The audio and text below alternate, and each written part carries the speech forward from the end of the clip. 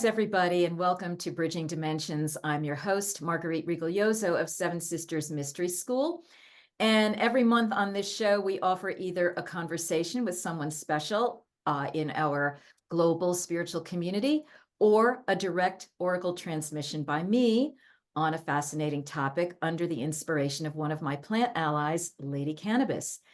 Today's show features a conversation with Sacha Stone, whom I consider to be one of the top power warriors and spiritual orators of our time, my words. We'll say hello to Sacha in a minute, but first, a few announcements. As of this filming, we're heading up to the publication of my newest book, The Secret Life of Mother Mary, Divine Feminine Power for Personal Healing and Planetary Awakening. That will be released on July 16th. And to celebrate with you, Seven Sisters Mystery School is hosting my book birthing party online that day, which will be filled with gifts for you if you come live. And you'll find the registration link for that in the show notes to the side of this video. You can close the chat window to see it.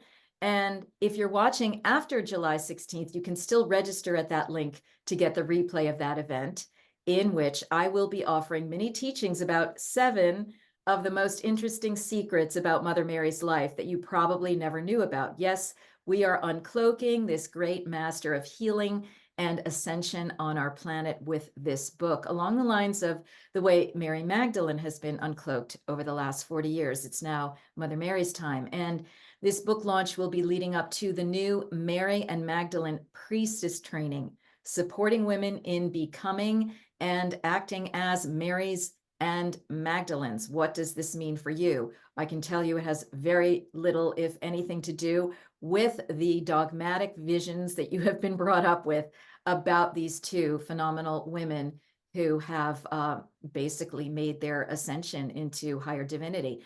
This is a tremendous opportunity, this training for personal healing, spiritual evolution, and world service. And that 6-month online training will begin September 10th, 2024. So again, please go to sevensistersmysteryschool.com to sign up for our Sacred Sunday e-news so you can be kept informed about that registration toward the end of July. And we will add that direct link to the show notes when it becomes available. And being on our newsletter will also keep you informed about the many other things we have to keep you spiritually inspired. Lots of great stuff ahead for you with Seven Sisters Mystery School. So do join us in our global community through that list. And we are so glad that you're here with us on my Marguerite Rigoglioso YouTube channel. Please take a moment to subscribe. And if you like this show, please give it a like and share it. And as always, your super chat and super sticker donations, which go directly to supporting the running of Seven Sisters Mystery School, are always gratefully appreciated as well. Okay, so on to today's guest. Just a little bio from my personal side here. I met Sacha online April 2021 when he graciously agreed to interview me on his platform when my previous book came out, The Mystery Tradition of Miraculous Conception. He didn't know me from Eve, and he agreed to do this, and I was really happy about that. I had been a great fan of Sacha's and still am, having been so grateful to him for having taken up what I call the sword of truth on behalf of humanity, and he really came to my attention, especially during the shenanigans of the last 4 years. Here was this man serving as the warrior, taking the heat and taking the hits about what he was sharing. I've seen him on numerous broadcasts he's hosted and that others have hosted, and I'm always so impressed by the breadth of his knowledge and his eloquence. And I was especially lucky to meet him in person at the most recent Earth Origins conference in Sedona, Arizona, being able to see him in action live and even share the stage with him a bit. And when in the lobby, he held out his hand and looked me in the eye and greeted me, I thought, oh, now I understand part of how Sacha is as successful as he is. He is gracious on top of it all. So here we are. And in fact, Sacha and I will be speaking about my new book and also with William Henry in July. So again, newsletter to be informed about that. And my aim here in bringing him onto my Bridging Dimensions show is to support him, to introduce him to some people who may not know about him, and to get a bit more up close and personal with this truth teller. for those who have been following him for a while as well. So Sacha, hello, greetings, welcome. Thank you for the kind words, and very nice to see you again, Marguerite. Yeah, wonderful. So I want you to tell us a little bit about what you're doing. You can start in any way or fashion you wish, from present going to past, or providing context, and then what's most interesting you at the moment. Go ahead.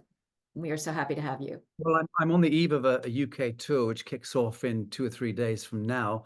But I'm in Southern Africa at the moment. I was in Istanbul a week ago, and prior to that, a week before that, I was in Bucharest. Prior to that, I was in Mexico, and prior to that, for a week, and prior to that, I was in the United States, completing a tour there. The reason I'm in South Africa is because I'm here at special invitation to witness and interview and also film the most advanced medical science engineering facility I've ever come close to. The med bed, so to speak, is with us. I've experienced this technology in the last 8 days. My mind has been shattered, if blown to be sure, but pretty much shattered, because I've had to grapple with a whole new take on physics. So hyperdimensional physics has been part of my shtick for a long time, for years. And of course, talking it up and speaking about plasma and speaking about torsion and speaking about these different meta and supra dimensional aspects of physics and of science is one thing. But when you come into a 007 type laboratory setup with, heavily protected, heavily financed, heavily protected, and you meet with incredibly enlightened people within the scientific community, one individual in particular who's the chief engineer, inventor, scientist in this group, and see what they have done, what he has done, what they're about to bring to the world. My mind is quite literally shattered. So I've watched in 8 days a miracle unfold before my eyes in a given situation, which I cannot speak to at the moment. I'll be back after my UK tour, immediately back here to continue filming and to continue with the documentary. Essentially, I'm documenting what I'm seeing. So I'll leave that there for the moment. I'm happy to answer any sort of cursory questions on this, as if that wasn't enough. And it's not just medical science technology I'm looking at. It's technological applications that will revolutionize the world in every way, shape, and form. It will remediate all the ills of the world, including time and death, ultimately, but it will remediate air, water, soil, all the incoherence at the so-called atomic, molecular, cellular level of living systems, to be sure, but coherence in the field itself. And by the field, I'm not just speaking about the electro charge around a seed that you can thermographically see. I'm talking about the charge around the entire plane of existence that we inhabit, the noosphere. Yeah. So this is alpha omega science. It's a technology suite which is beginning to roll out later this year into next year. I'm blessed beyond to be at the front end of this and looking at where and how we integrate this with the greater New Earth movement, the New Earth Project, and the countdown right now to the Micronation that we're planning to announce and launch later this year into the first quarter of next year in mainland USA. Wow. So that's, yeah, exactly. That's what I'm focused on. This is endgame stuff, but it's regenesis stuff at the same time. It's how we flip the hemispheres of this fucked up Atlantean paradigm, how we consciously activate and actualize as you quite rightly put it, and as you are one of the exemplars of the emergent spirit of the Eternal Mother, because that's what has got to prevail now. And I'm not one of those who suggest that we should move from a patriarchy to a matriarchy, but I am one who says that it is the Eternal Mother that is the host of creation, and the Eternal Mother is the one that will absolve the folly of this last great age. And that's where you find me right now in Southern Africa, very excited, and about to kick off on a UK tour in a few days' time. Oh my gosh. I mean, I wrote down a couple of things, Micronation, and prior to that, you had said something about New Earth. I think your project, maybe that you were describing and showing at the Earth Origins. Oh my gosh. First of all, just on the logistical, scientific, cultural levels, this is all incredibly amazing. One thing, and I want us to get back to that. One thing I want to ask you is, what is your, because people might really be curious about this in addition to all of the mental brilliance that you bring to this, but what is your, where are you from? You know, who are you? Where did you come from? Do you have a sense of your own Atlantean lifetimes, pre-Atlantean lifetimes, see. or your previous lifetimes on Earth? I mean, I can see them in your face all the time. You know, I'm like, oh God, there's, you know, the African Aboriginals, there's, you know, this African people, whatever. But I mean, tell me, what do you think? What do you feel about yourself? Nothing, absolutely nothing. It's a steel curtain. It's an abyss. It is black velvet. I have less than zero recollection at the soul level of anything whatsoever. But I also know by the same token that I engineered it thus. I orchestrated it thus. I'm certain now in my middle age that when I chose to come into this plane, I chose to drink the cup of Lethe, the cup of Yeah, forgetfulness yeah, entirely, because I did not want to have anything to distract me whatsoever. I wanted to be fully actuated in the present. And I think that that's why, I don't think, I know that that's why I chose to have zero recollection and remembrance. Having said that, curiously enough, I have been approached by variously clairvoyants or viziers, oracles, scryers, who have had very interesting and somewhat complex notions about my own backstory, which I listen to with some interest, because it's like, it sounds like I'm just, looking at the script of a film that was sometime in the distant past, but it has no bearing on my being in the now. I've also had high priests, more pointedly in Indonesia, in Bali, who have come to me and sat me down quite sternly and brought trance priests with them and said, "Who are you?" And then asked my permissions if they could allow the trance priests to do the divinations on me, whereupon I've acknowledged and agreed. And then I've seen these trance priests manifest as aspects variously of Shiva or Shakti or Brahma, Ariman, not Ariman, yes, Ariman, these different deities. And then at the end of these divination ceremonies, the high priests have informed me who I am. They've written down the Sanskrit and all the codes that have been given to them. And then they've given me a very explicit and very black and white identikit to my soul stream, which again has no bearing on me. And I've heard what they've said and how it's generally in reverential terms. I have to say, they've never said I come from some swamp. They've always said I've come from a very hallowed place and I'm fulfilling a very hallowed function, which is why they've been interested.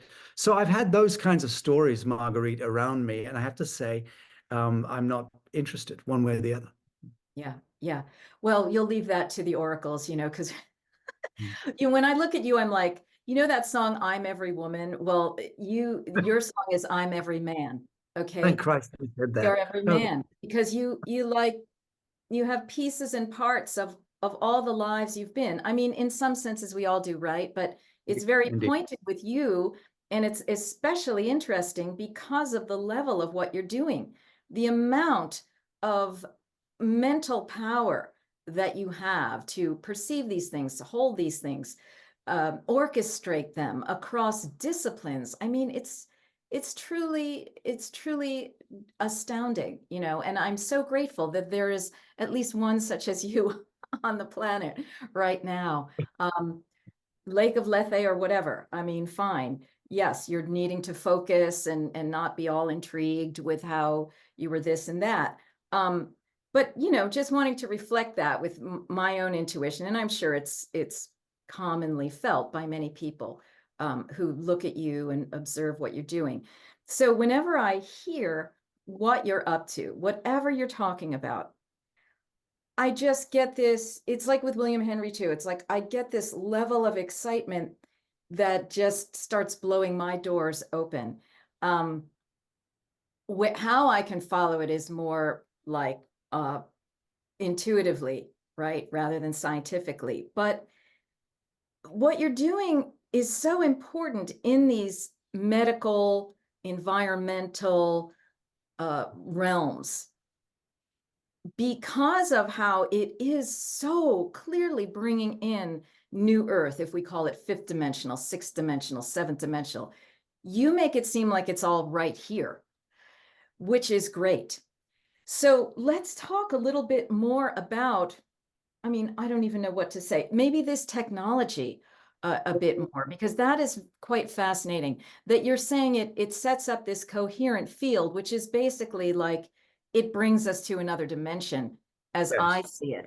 Tell us a little bit more about that. So, The med so ed it keys into what you've just alluded to, and that is that this technology um, really speaks to one thing. It's a singularity technology. The application is universal, but the technology is essentially a singularity phenomenon, meaning to say it catalyzes coherence in the field.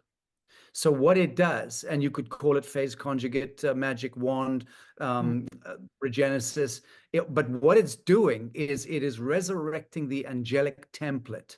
Now, I've Wow. had this conversation directly with the chief scientist. Yesterday, we spent about 3.5 hours, 4 hours at lunch in the Cape, in this beautiful winery on this beautiful estate overlooking the mountains of Cape Town. Beautiful day.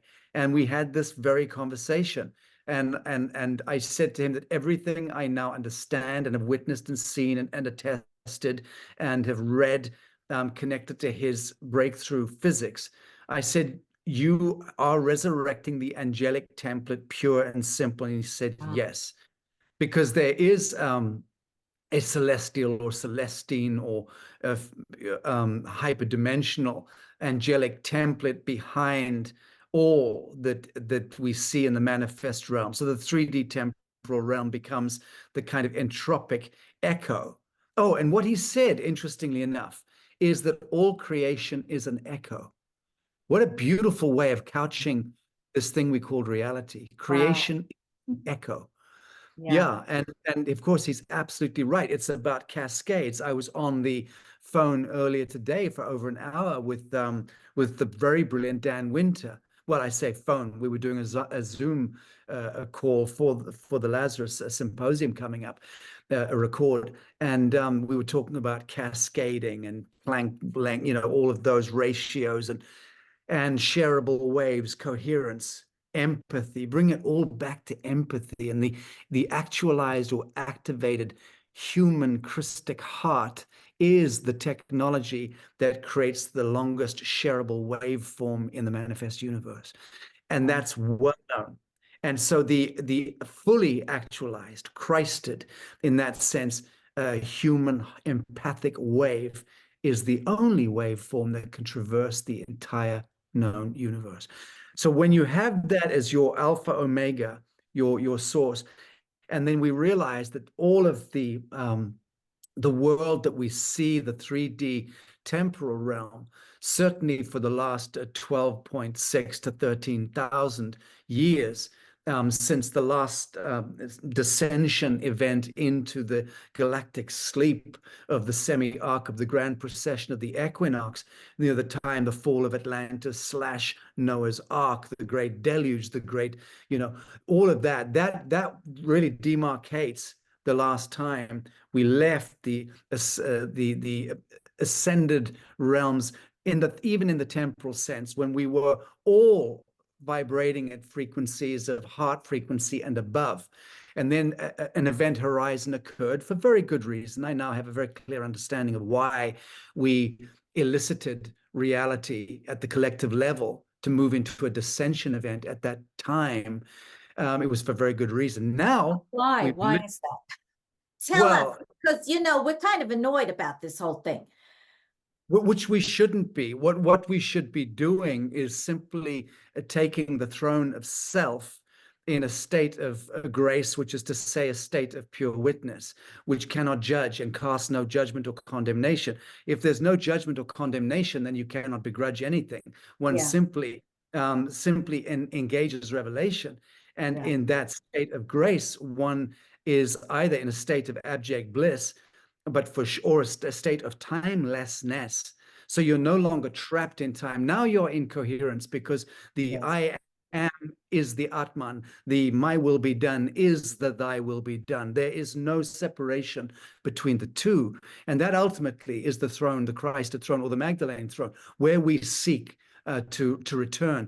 But that can happen at the individual level, and throughout the great yugas of so-called time happens to individuals. We attain enlightenment or bodhisattva variously. But now, what's so exciting is that it is about to happen at the collective level, the level of the Gestalt, and that's never happened before. As far as I am aware, it has never happened before since the inception of creation. wow, okay. It's where at man meets Catwoman. That's what's happening. But tell us more, why this fall then? And if we are to be in non-judgment about it, because Yeah, I've spent a good period of my life being pretty PO'd about yeah. about all Well, this. you don't win a ping pong match or a tennis match without hitting the ball multiple times, and you learn how to hit the ball. You learn your own dexterity and your own mental acuity and your own physical capabilities. You learn about placement. You learn about time and motion only with practice in that sense, and it's how we perfect anything. So this world and its various iterations through the ascension and descension cycles, so to speak, is simply the ball bouncing Right. until we get it right at I that collective level. But the point being that when we're on the rebound and when we're in the descension cycle, or when we have willfully chosen to detach from God's source, so to speak, and move into the abyss of creation, which each of us have done, we yeah. become the furthest, dimmest extension of the rays of Godhead, lost to self through the trials of separation, and we merge into the abyss. We commingle with the quanta of the abyss for a very long period of time. And then over arcs of time, we start to reconstitute within the abyss, within the cauldron of creation, and that God spark within us starts to tease itself back into some assembly. And through multiple incarnations, being plants and rocks and rivers and trees and mountains and worlds and planetoids and every element you can conceive of, we eventually attain the hominid. We eventually attain the human through that. And then as we through multiple human incarnations begin the process of reconfiguring through the ancestral blood song, we start to remember who we are until one fine day, in one fine perfected alchemized incarnation, we remember fully who we are. And we at that moment we move into conjugation with the Atman, and the thy will be done becomes the my will be done. And we recognize in that upshift of the Jacob's ladder that we're now invited to. We can go up and down at will. And the point being, we have taken through the commingling of our ancestral blood, our DNA, we have brought legions of lower elemental forces into creation and actually birthed them into the fabric of soul. So every human being is the alchemist, the catalyst, the God source, the creature that actually goes out there at the farthest extension of the rays of source and actually pioneers creation. Each of us are that majestic. Wow. Oh my gosh. Yes.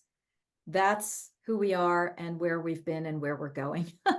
um, and you were mentioning that there are just so many things I wanted to go back to, but Well, first of all, just a comment that no wonder why you're not focusing on your own personal past lives and so forth, because you're focusing on humanity's whole entire history, and you needed to And the consolidate galactic, and your the energy galactic.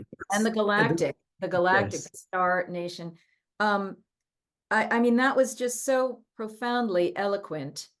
Um, it, it, it, the richness of what you're describing, is exactly what the Christos Sophia and the Christed Jesus and the Blessed Marys and Magdalens were all about. Is like, hello, people, wake up, wake up again. This is who you are. You are the Sophia Christos within, we would call it in this tradition, but it's global, right? It goes across. Yes. Uh, okay, so let me just get centered here. So I want to get to something really personal. Your dog. So you've just like given us this unbelievable, eloquent vision of what is. And then there's like the human part of us living day by day. And I met your dog at the conference, and he's completely adorable. He's So I just feel like I'm wanting to bring in the really huge big, and then this dog. How do you relate to this dog? What does this dog mean to you in your Well, life? it's not really a dog, as you know. It's not really a dog. They never are. The first time I brought Dante onto a broadcast, um, which must have been a year and a half ago, more or less, my staff were contacted by some clairvoyant who apparently had some real powers. And I spoke to the woman, or she wrote to me, I can't remember, it's one or the other, but it was an elaborate um, explanation where she said, please, Sacha, do not make the mistake of thinking that this creature is a dog, because it is not. She said it's an 11.5-inch long crystal spiral.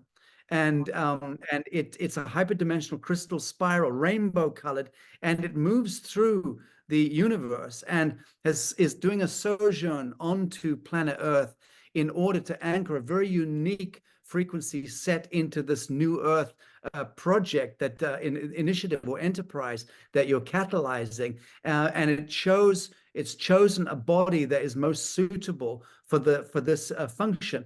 So I I love thought about it. I look at Dante and I think, well, he's this little mouse creature, and I take him everywhere with me, more or less, where I can get him on a plane. He's with me. So he is helping to anchor that frequency hither and thither all over the place. And he's very otherworldly. I'm completely in love with him, besotted with him. But him and my little unicorn, I have a little miniature white horse called Finkelstein, Finkelstein Rockefeller III, actually, is his full name. He's a retired central banker from Wall Street, Oh my and he's in recovery now in Mexico. But between Dante and Finkelstein, it's just, my life is magical in Mexico whenever I'm there. Oh my gosh, that is perfect. I know everyone is completely vibrating with your description of these animals, because that's how everyone feels about their animals. It really is true. They come in and they're like, I'm picking a good master or whatever, they link up, right? They link up with the right human. And I have so much to say about the unicorns, literally. Yeah. But okay, so yes, how these animals work. So there we are again in fifth, sixth, seventh, and hyperdimensional reality with what actually is going on the earth. It seems like a cute little dog who's running around the lobby, and I'm trying to play with him. And but yeah, he's much more than meets the eye, right? And everything on the earth is much more than meets the eye. Everything from within is much For sure. more than meets the For sure. eye. So let's just go back to the why then, of why the fall happened.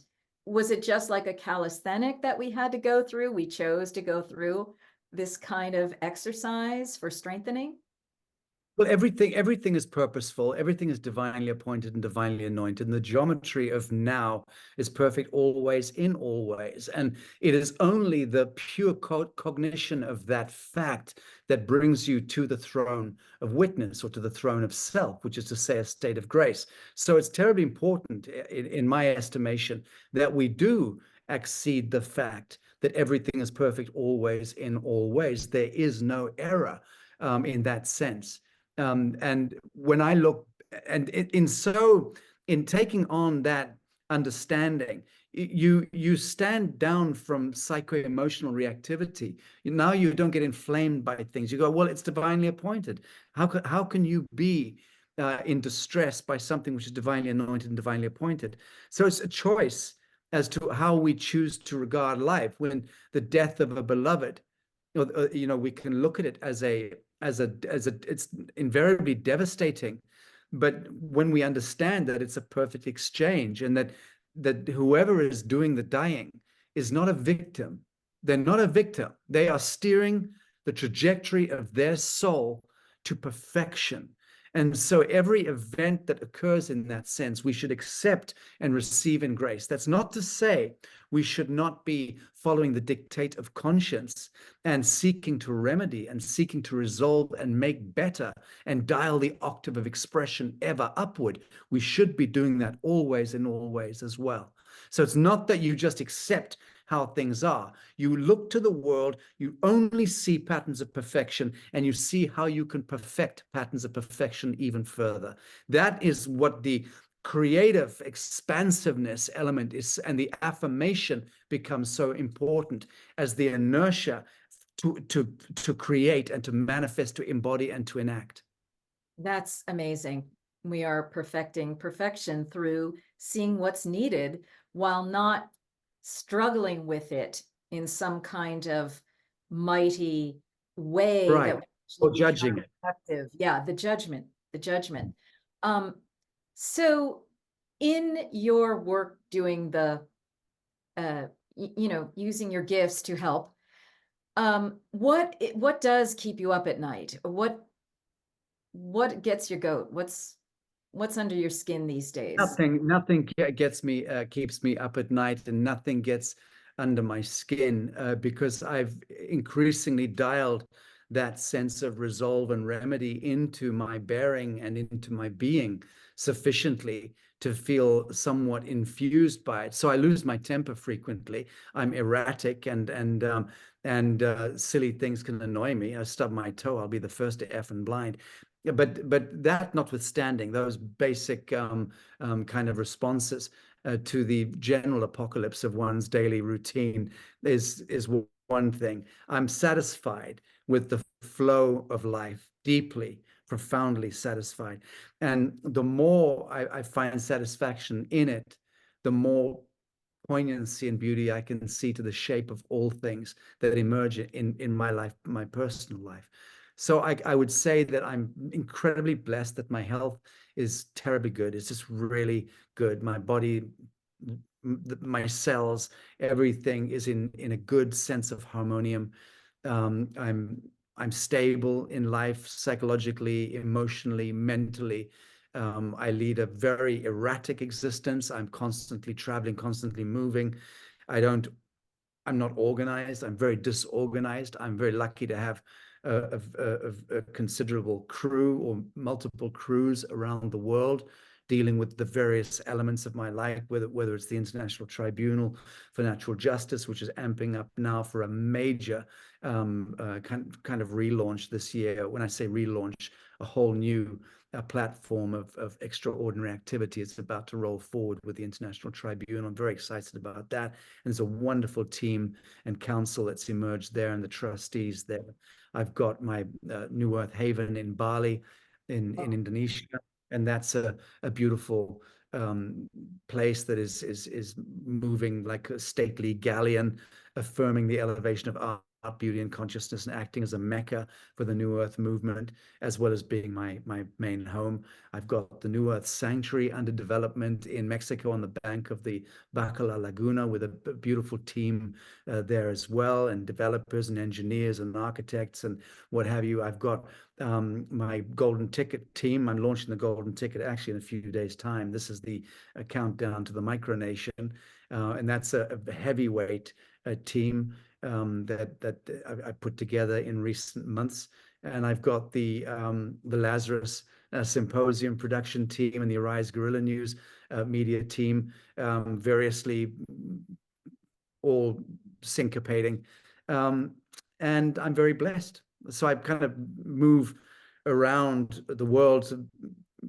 I want to be in more places than I can be, to be sure.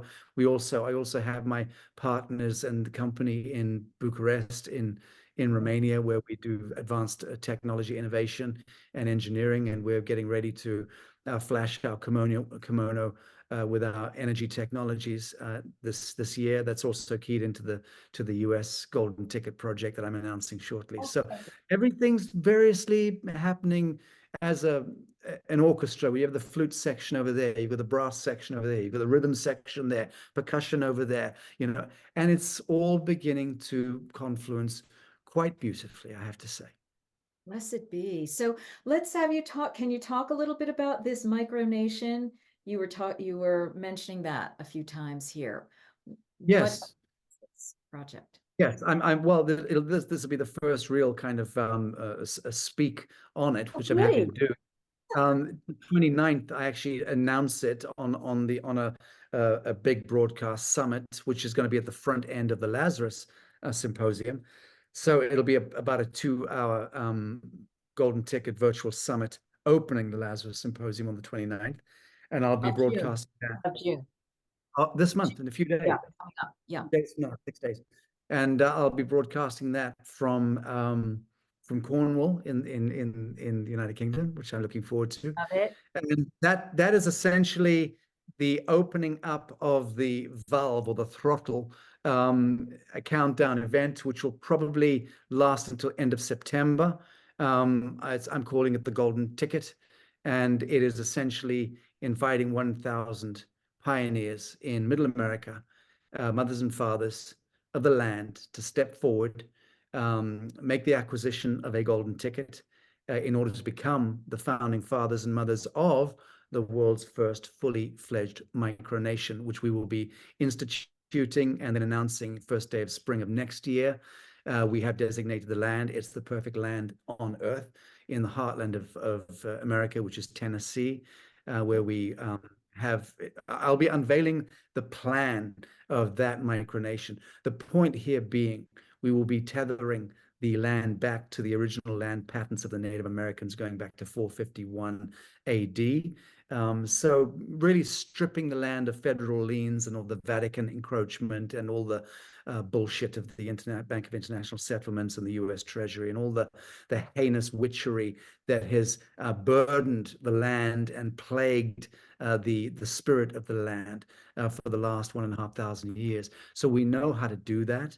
I launched the New Earth Project over a decade ago. It's taken me a decade to learn that. And with our law team, we're beginning to do that, but we'll only do it with the 1,000 men and women of the living soil standing shoulder to shoulder with us.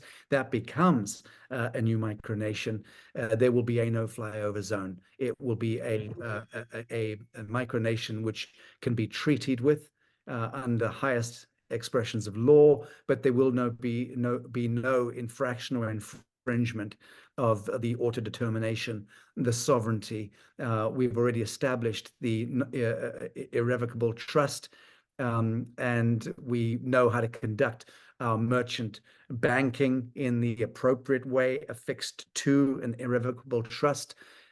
So it's the allodial titling. People who understand these esoteric law forms will know what I'm referring to. This is really where you brush off all federal liens and you cleanse the land, you purify it, and there's no indentureship. You pierce the corporate veil of that land. Now, it's never been done in this way, the way that we're doing it. I'm also doing it standing shoulder to shoulder with the hereditary elders and leaders of multiple First Nations across the plains of Really, America. really, really. Like, Oh, like, this is all about returning the land to the indigenous natives, and they then gift the land back to us as the emergent rainbow warrior tribe. oh my gosh. Who are some of these nations that are participating? That I will not be stating Okay, here. okay, that's fine. But Totally put it this way, I will say with some exactitude, I will say that by the first day of spring next year, we will be, when the proclamation is anticipated, the proclamation will be accompanied by the spirit of 60 million souls through the Americas, represented by their hereditary leaders. Wow.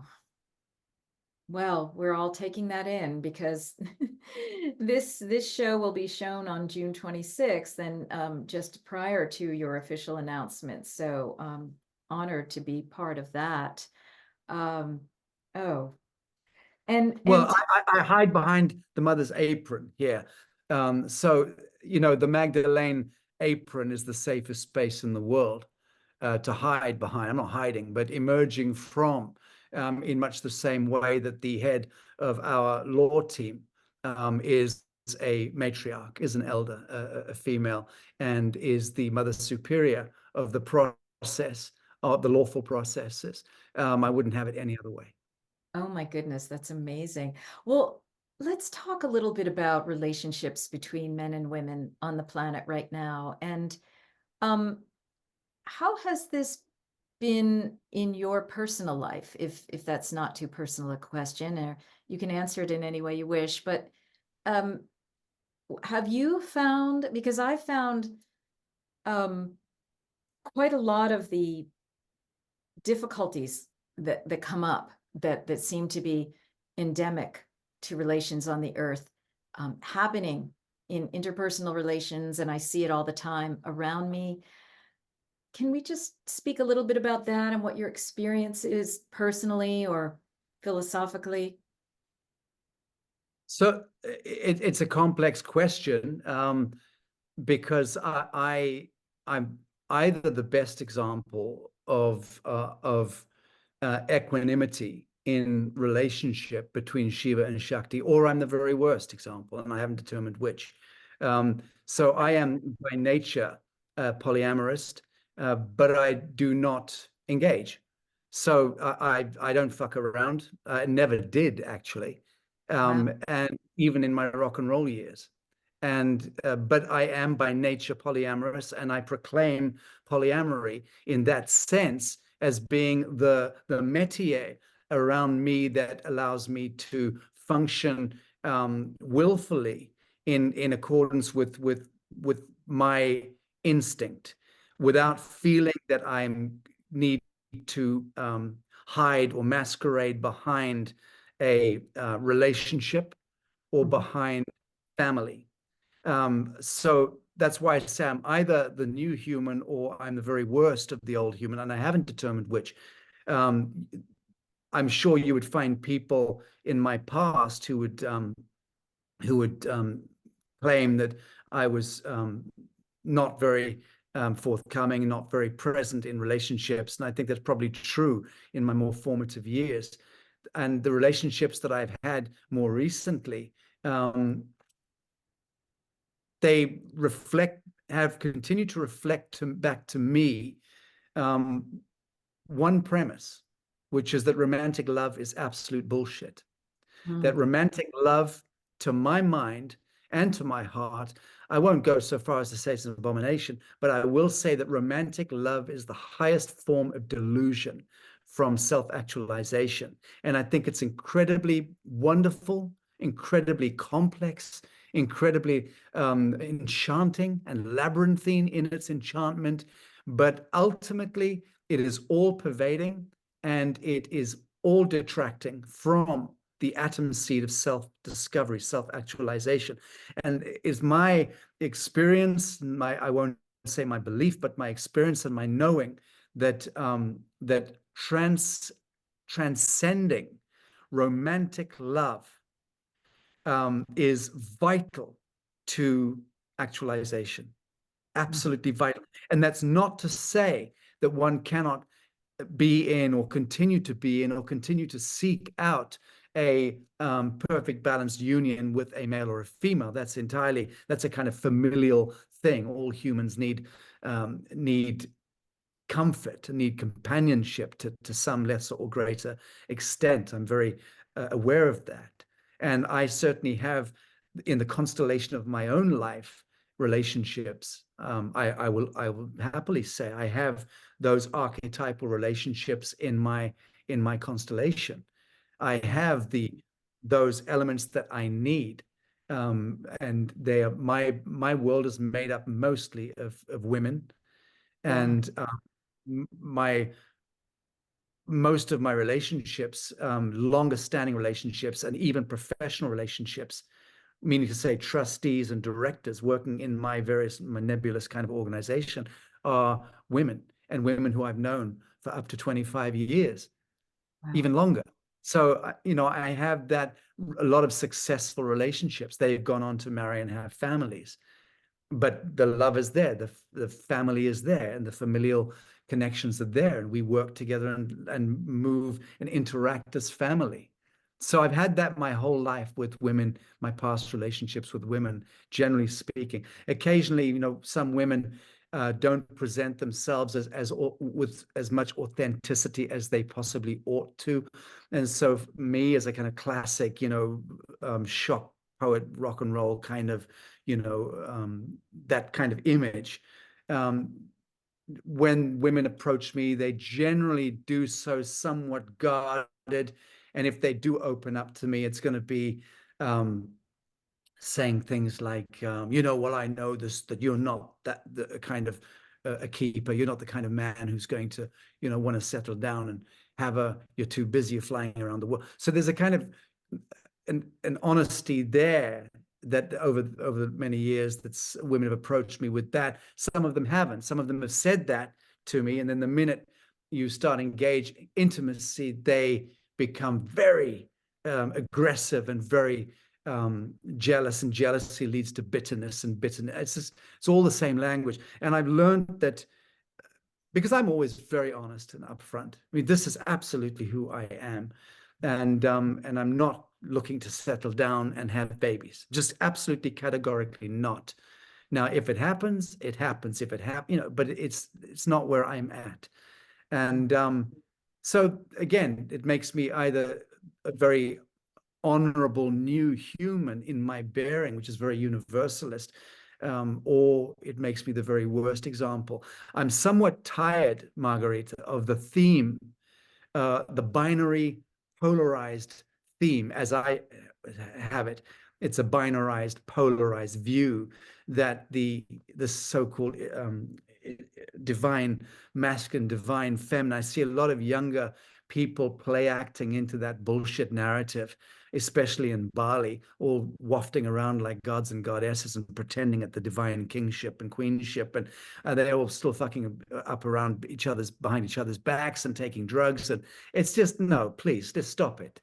Just stop it. How about communion within self? How about marriage of the hemispheres within you and me? And I've done that, you see. I've absolutely married the male and the female, the mother and the father, the brother, the sister, the sun and the moon. I've married those elements within myself. And so that's why I feel equipped to speak on the subject. But anyway, it takes us into a very, very nebulous area of conversation. Well, it's very interesting. And because what you're talking about is the Radha, Krishna, and the gopis in one configuration of it.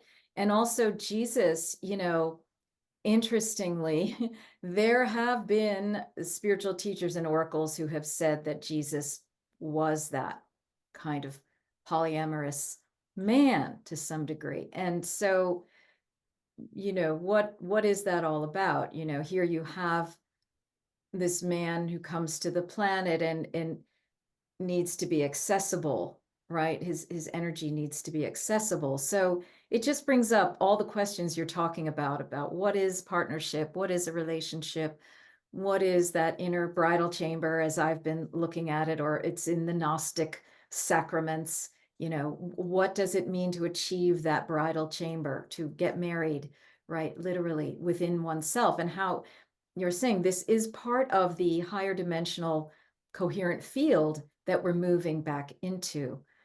Yes.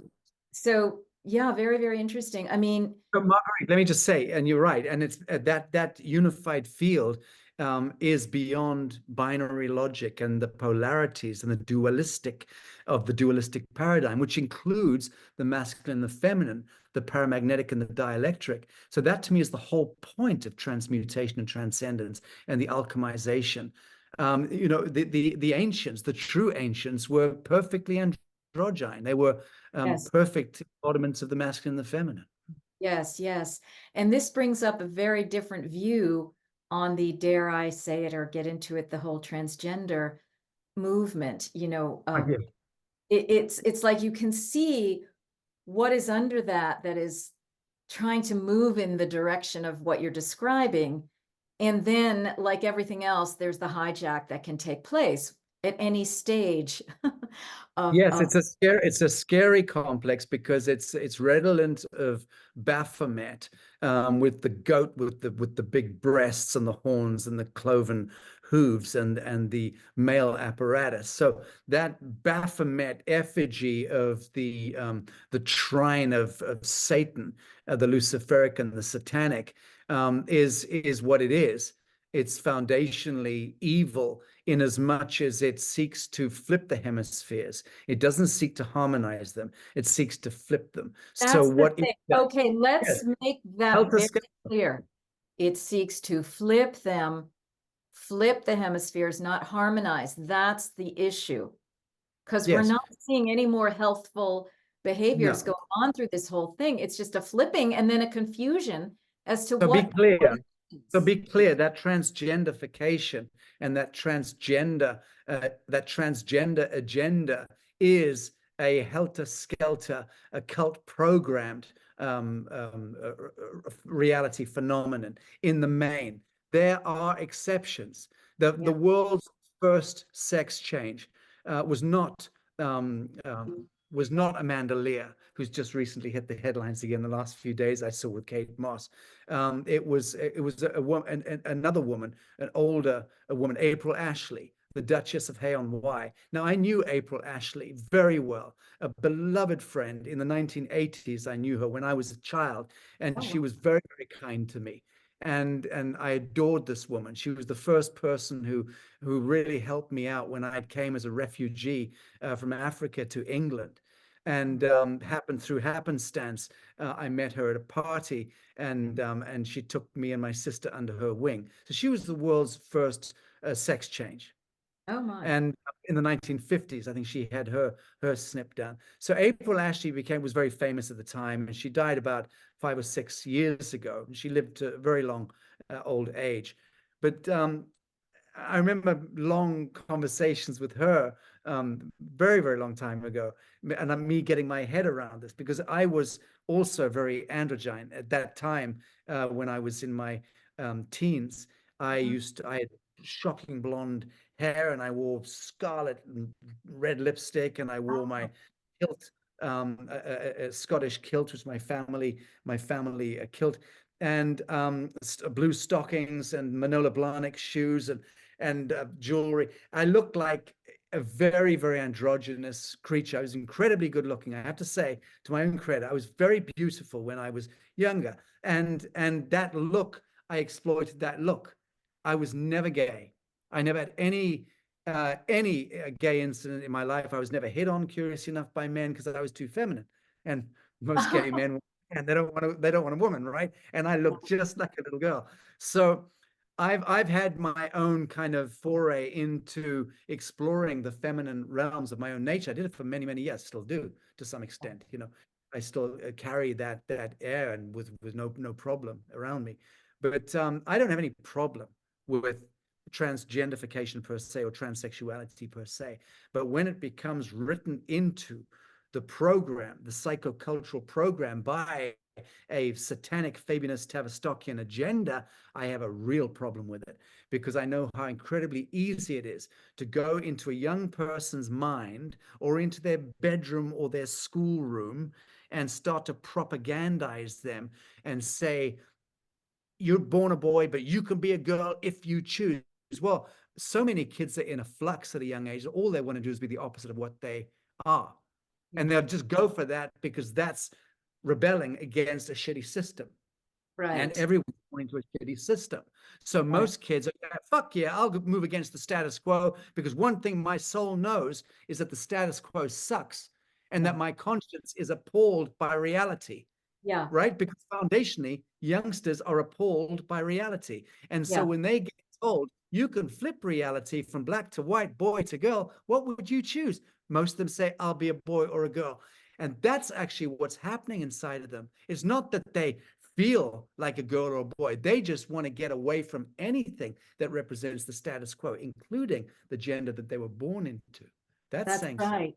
And if they are having emotional problems, they might be saying, oh, that's the answer to my Correct. issues. Correct. Oh, I'll Correct. just my, yeah. Oh my goodness. Wow. You have said so many fascinating things in this. You've really, and thank you so much for sharing that personal story, right? Because it's just showing us that these things are much more fluid than they appear to be or can appear to be. And yet what we're not looking for is that hijacking and that flipping of the reality, on its head, in a way that is really coming from this alternative agenda, and that's infiltrating and causing lots of other problems.